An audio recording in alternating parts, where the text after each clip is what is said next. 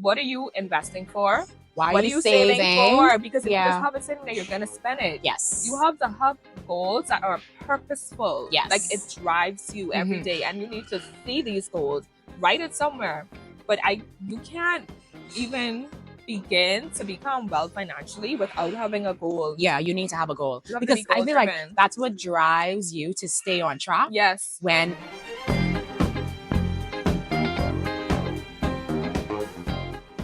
we have dealt with the head aspect of your financial journey, Yes. mindset, changing your mindset, financial wellness, overall wellness. And now we're going to get a little bit deeper into things, Yes. talking about visualizing the life you want and how to set goals Right. to achieve those goals. And also like visualizing the person that you want to become. How do you want to grow as a man, a woman? Because we talk about finances, but what is my character? Something I always always think to say is like when the beauty fades.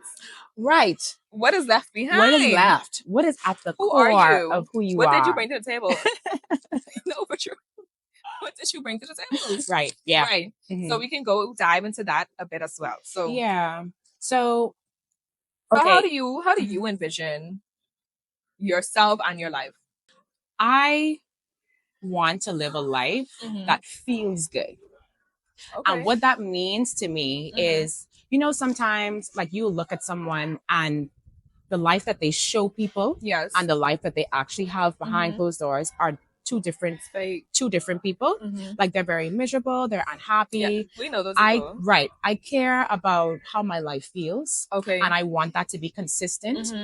Privately as well as publicly. And that's powerful because the things don't always make you feel good. No. You have to be genuinely happy inside. Yes. And that goes back to what you were talking about like overall wellness, right? Like I care about every part of my wellness journey, not just money, which is all well and fine. But we know people that have tons of money, that have every resource, but they're unhappy because why? Their mental is jacked up. Yes. They're emotional with things that they've never dealt with. So that's the life that I want. I want a life that feels good and and people can see that around me. And I'm not faking it. I'm not forcing it. Like this is who I am because I've done the work. I want to be the person in the room because like I say, fade the beauty. Yes. That when I walk in, I can create an impact or I have created an impact in your life. At some point. Yes. Oh, that's beautiful. Yes. That's like my whole thing, like just creating an impact. Because like on Instagram, it's Hairwell Impact. Yes. So I need to somehow add a change, even if it's a smile, even if I made you feel good for that way. If I helped you budget, if I helped you stay better to accomplish this goal, I wanted to have left my mark. I always dream like this room full of people. Like y'all come to a conference and I'm one of the speakers or something, and like I actually help you. That's and I know like and like you've left. I'm so happy. They've left feeling empowered, right? Yes. Yeah. And that's no physical or like superficial items. That's just a feeling, like you said. Like you've touched their heart. Yes, through happiness, and it'll make me genuinely happy for me to pour myself into my knowledge or whatever it is into a simple way, because that's kind of like the basis of my platform. I get the knowledge, then I make it cute and like concise, so that you can like literally use it. No, likewise. So basically, so that's what financially lit. The lit part of it is all about. No, honestly, thank you, girl. So no, lit is like okay. The L, so lit as a word, right? When you think about that, like you get excited, like we lit right now, right? So because I wanted that name, because when people think about finances, they get it very intimidated. So I wanted to create a space where people are excited and they're lit about learning about their financial journey. But it's also an acronym, so it's about literacy, intentionality, and transformation. You yes. No. So the L, the literacy is like the acquisition of knowledge, gaining the knowledge, the free resources, our platforms, and then the I is intentionality. Intentionality is now we are taking that information that we have and we are using it to better ourselves. Right. That is how our lives are transformed. Okay, girl. Yes, no, girl, I thought about it. Yeah, so that's what it is. Yes. So the I know it's all about mine was like Air Wealth. Because I wanted, like I said, the whole thing is about creating an impact. Yeah. I want this to go onto the different generations.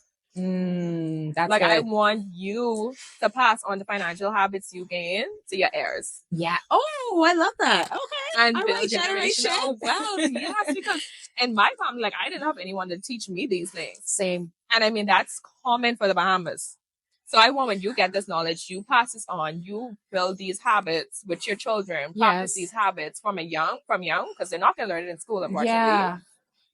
And let's change the entire like dynamic. Oh yeah, we like changing our entire bloodline. Like, come on, you understand? All right, somebody. Okay, I love that. Yeah. So speak on how important goals are. Let me not even say I don't take you on as a client, but the first thing I tell you to do when you come to me with an issue you have is you have to set a goal. Yeah. I cannot work with you if you don't have goals. I can work with you to help to make those goals, but if you don't, because what are you investing for? Why what are you saving for? Because if you just have it sitting there, you're going to spend it. Yes. You have to have goals that are purposeful. Yes. Like it drives you every day, and you need to see these goals, write it somewhere.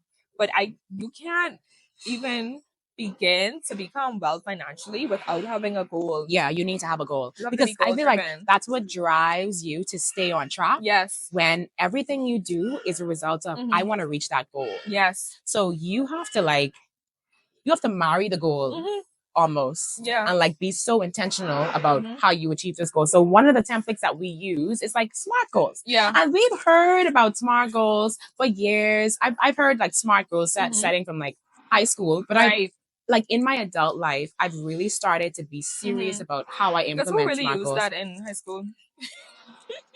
Like teach me that when I can actually understand the value of it, right? Yes. So what is SMART goal setting? So SMART goal is S stands for specific, M is measurable, A is achievable or actionable. Yes. R is realistic, and T is time bound. Yes. Right? So one thing I did at my workshops, I did a workshop for a company, and I had all of the employees do a SMART goal sheet. And everyone said, oh, I want to have $10,000 at the end of the year. Okay. Or I want $20,000. Okay, cool. That's feasible. Yes.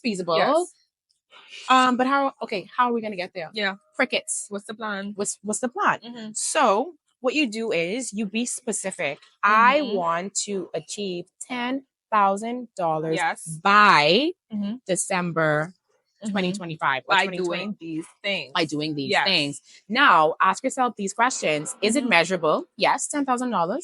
You can measure that. Yes. Is it actionable? Yes. How am I going to get this $10,000? Yes. Is it achievable? Is it realistic? It is. But realistic is it's relevant to the person. It's relative because are you making enough to achieve this $10,000? If you're not, can you make more money? Yeah. Or do you have other resources to achieve this? So it's relative. Right. And then time bound, yes, by the 2026. So that's how you break up your goals. Budgeting per pay period. So it depends on the person. If you're cash heavy, maybe you get cash every day, like tips, servers, your industry. Weekly, we have bi-weekly or monthly. Yes. So we need to calculate it in a way that it matches our pay cycle. So like the $23 a day may work for someone who gets money every day. Tips. Yeah. Someone who gets paid monthly, we have to do it a month. Yeah. Or someone who gets paid I know the government workers are now going on a bi-weekly cycle. Right, that's happening. Yes. So now customize it to your preference and what works best for you. Again, I want people to understand, and the listeners that are watching, this is about your journey. Yes, your personal You can't do what Sally is doing because Sally may have more kids than you. Yes. Sally has more more expenses, more priorities than you. Sally might not like the budgeting method that you like. So it's all about what you... Now, you can take... that's all about community, right? Right. You can take ideas from people around you, but ultimately do what works for you, because that is how you're going to stick to it, and that's how you're going to be consistent. Yeah, stay in your own lane. You're in competition with no one.